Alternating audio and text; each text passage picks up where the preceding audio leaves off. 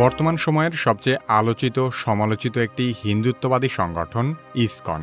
ইসকনের প্রধান আদর্শ হল শ্রীকৃষ্ণ ভক্তি তথা ভক্তিযোগের মাধ্যমে মানুষের আধ্যাত্মিক উন্নতি সাধন করা। কিন্তু সংগঠনটির বিরুদ্ধে ধর্মীয় শিক্ষার আড়ালে বিভিন্ন রাজনৈতিক ষড়যন্ত্রের সাথে জড়িত থাকার অভিযোগ রয়েছে। বাংলাদেশে ইসকন একটি আন্তর্জাতিক বেসরকারি সংস্থা বা এনজিও হিসেবে পরিচালিত হয়। বাংলাদেশে বিদেশি সংস্থার ধর্মপ্রচারের ব্যাপারে বিধিনিষেধ থাকলেও ইসকন দেশের আইন কানুন উপেক্ষা করে প্রকাশ্যে ধর্মীয় রাজনীতি এবং গোপনে বাংলাদেশ বিরোধী ষড়যন্ত্র চালিয়ে যাওয়ার বহু প্রমাণও রয়েছে। ইসকনের কাজ কি এবং ইসকন কিভাবে বাংলাদেশে হিন্দুত্ববাদী ষড়যন্ত্র বাস্তবায়ন করছে সে সম্পর্কে আলোচনা করা হবে কি কেন কিভাবের এই পর্বে। 1966 সালে যুক্তরাষ্ট্রের নিউ ইয়র্কে ইসকন প্রতিষ্ঠিত হয়েছিল।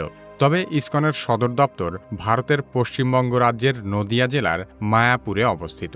ইসকন প্রতিষ্ঠা করেছিলেন অভয় চরণারবিন্দ ভক্তিবেদান্ত স্বামী প্রভুপাদ নামের এক হিন্দু ধর্মগুরু। তিনি সংগঠনটির নাম দিয়েছিলেন international society for Krishna consciousness, যাকে সংক্ষেপে ইসকন নামে ডাকা হয়।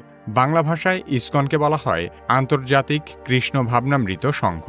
ইসকনের প্রতিষ্ঠাতা শ্রীল প্রভুপাদ বিশ্বব্যাপী হিন্দু ধর্মের ভগবান শ্রীকৃষ্ণের প্রতি ভক্তির প্রসার ঘটানোর জন্য এই সংগঠনের যাত্রা শুরু করেছিলেন।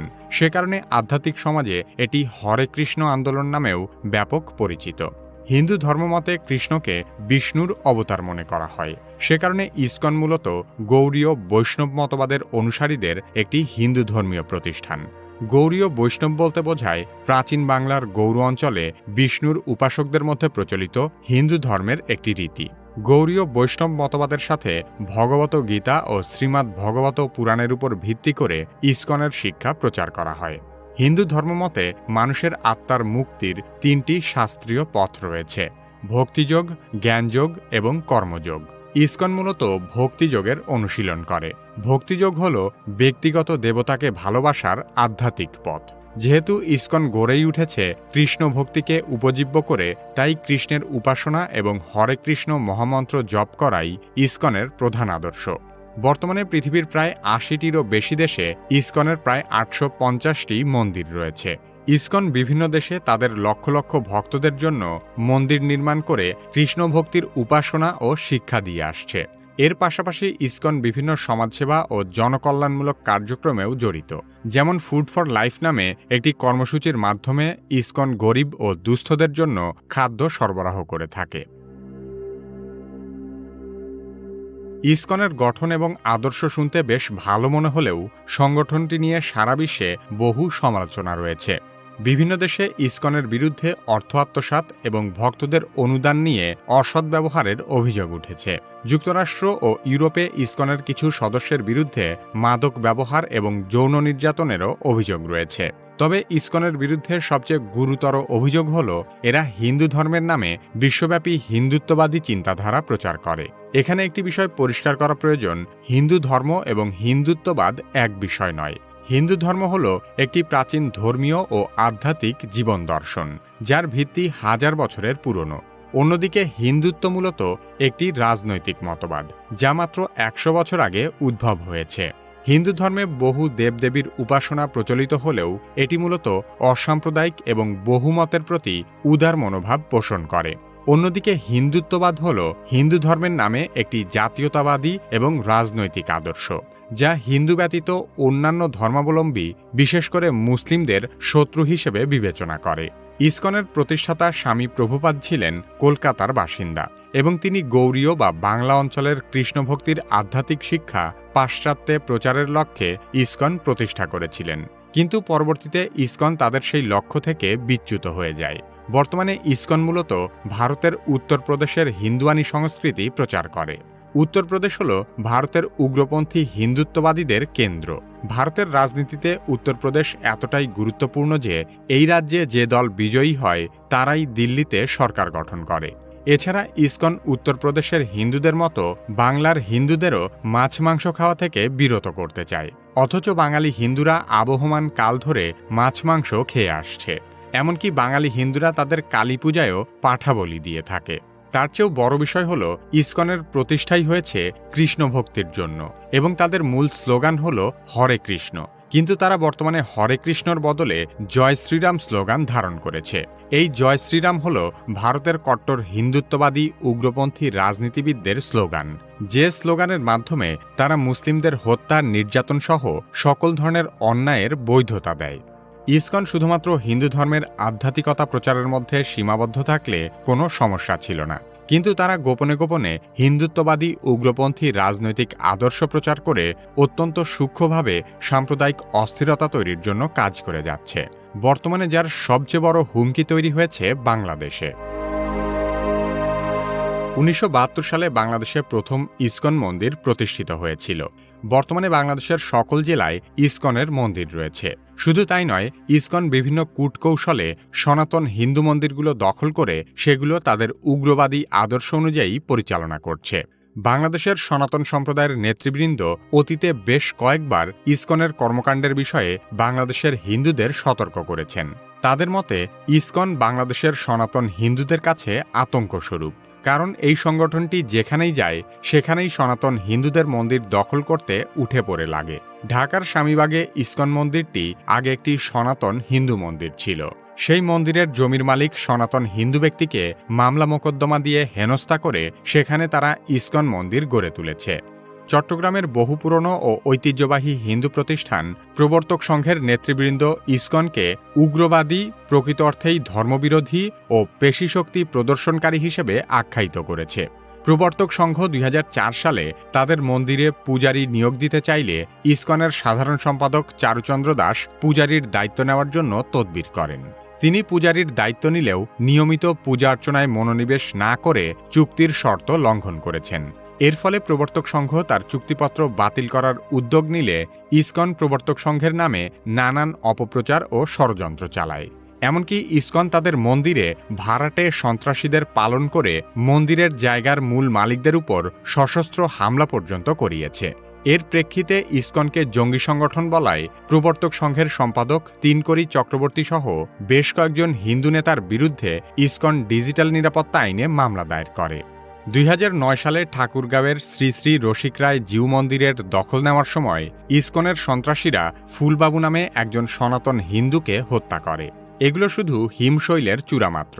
এর বাইরেও ইসকনের বিরুদ্ধে বহু এলাকার সনাতনীদের নানাভাবে অত্যাচার করার অভিযোগ রয়েছে। মুসলমানদের যেমন সবচেয়ে বড় শত্রু ইসলামের নামধারী জঙ্গি সংগঠনগুলো, তেমনিভাবে বাংলাদেশের হিন্দুদেরও সবচেয়ে বড় শত্রু আসলে ইসকনের জঙ্গিরা। ইসকন প্রতিষ্ঠাকালীন সময়ের নেতৃবৃন্দ আর বর্তমান সময়ের ইসকনের নেতৃবৃন্দ এক নয়। বর্তমানে ইসকন সরাসরি ভারতের উগ্রপন্থী সংগঠন রাষ্ট্রীয় স্বয়ংসেবক সংঘ বা আরএসএস এবং তাদের রাজনৈতিক শাখা ভারতীয় জনতা পার্টি বা বিজেপির সাথে যোগাযোগ রক্ষা করে পরিচালিত হয়। ভারতে যেহেতু উগ্র হিন্দুরা সংখ্যালঘু মুসলমানদের উপর নির্যাতন করছে, তাই বাংলাদেশেও একই রকম সাম্প্রদায়িক পরিস্থিতি আনার জন্য ইসকন বাংলাদেশের মুসলিম বিরোধী বিভিন্ন কাজে ইন্ধন যোগায়, যাতে করে বাংলাদেশের মুসলমানরা সংখ্যালঘু হিন্দুদের উপর ক্ষেপে যায়। এর অংশ হিসেবেই 2014 সালে স্বামীবাগে ইসকন তারাবির নামাজে বাধা দেয়। 2016 সালে সিলেটে ইসকন মন্দির থেকে পার্শ্ববর্তী মসজিদের মুসল্লিদের উপর গুলিবর্ষণের ভিডিও ছড়িয়ে পড়ে। এছাড়া ইসকনের বিরুদ্ধে পোস্ট দেওয়ায় সিলেটের আরেক মসজিদের ইমামকে হত্যা করে ইসকনের সন্ত্রাসীরা। বাংলাদেশে বড় ধরনের সাম্প্রদায়িক দাঙ্গা বাঁধাতে পারলে ভারতীয় উগ্রপন্থী রাজনৈতিক দল বিজেপির মুসলিম এবং বাংলাদেশ বিরোধী বয়ান প্রচারে আরও সুবিধা হবে। ইসকন বাংলাদেশে ঠিক সেই কাজটিই করছে। রাজনৈতিক বিশ্লেষকদের অনেকেরই ধারণা, ভারতের হিন্দুত্ববাদীদের নির্দেশনা অনুযায়ী 2030 সালের মধ্যে বাংলাদেশে একটি বড় ধরনের সাম্প্রদায়িক দাঙ্গা সৃষ্টি করা ইসকনের অন্যতম লক্ষ্য। সেজন্য তারা নিজেদের মন্দির, ঘরবাড়ি এবং ব্যবসা প্রতিষ্ঠানে হামলা করে মুসলমানদের উপর দায় চাপিয়ে দিতে পারে, ঠিক যেমনটি দেখা গেছে 5 আগস্ট হাসিনা সরকারের পতনের পর।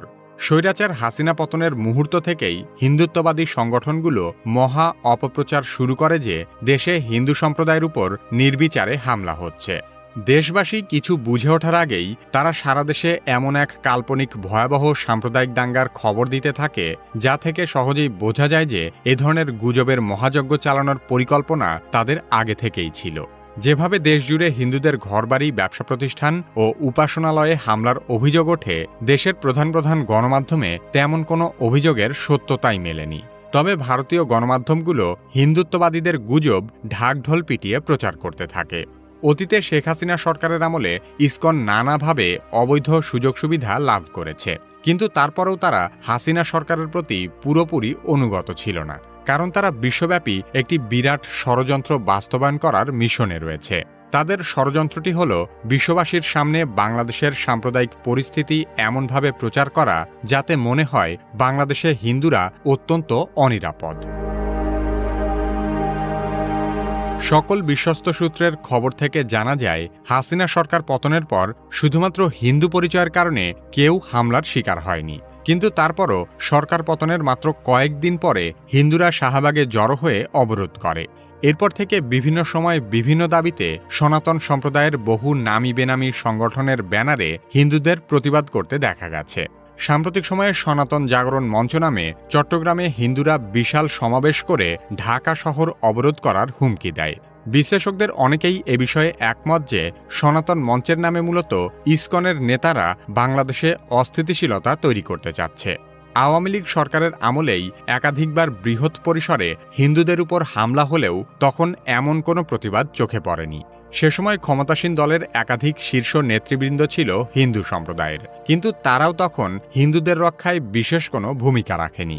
হাসিনা সরকার পতনের পর মাত্র ৩ মাসে তারা যত আন্দোলন করেছে, বিগত ১৫ বছরেও এর সামান্যও দেখা যায়নি। ইসকন আসলে সাধারণ সনাতন হিন্দুদের ধর্মীয় আবেগকে পুঁজি করে বাংলাদেশে ভারতীয় হিন্দুত্ববাদ কায়েম করার অপচেষ্টা চালাচ্ছে। ইসকন কৃষ্ণভক্তি ছড়ানোর নামে বাংলাদেশে মন্দির কেন্দ্রিক সহিংসতার বীজ বপন করছে। প্রকৃতপক্ষে বাংলাদেশে ইসকনের কোনো দরকারই নেই, কারণ ভারতের অন্যান্য অঞ্চলের তুলনায় বরং বাংলা অঞ্চলে আগে থেকেই ব্যাপক কৃষ্ণভক্তি প্রচলিত ছিল। ইসকন কোনোভাবেই বাংলাদেশের সনাতন হিন্দু ধর্মের প্রতিনিধি নয়, বরং বাংলাদেশের সনাতনী হিন্দুরা ইসকনের বহু ধরনের নির্যাতনের শিকার হয়েছে। তাই হিন্দুদের শান্তিপূর্ণ অবস্থানের স্বার্থেই বাংলাদেশে ইসকনের সকল কার্যক্রম নিষিদ্ধ করা এখন সময়ের দাবি।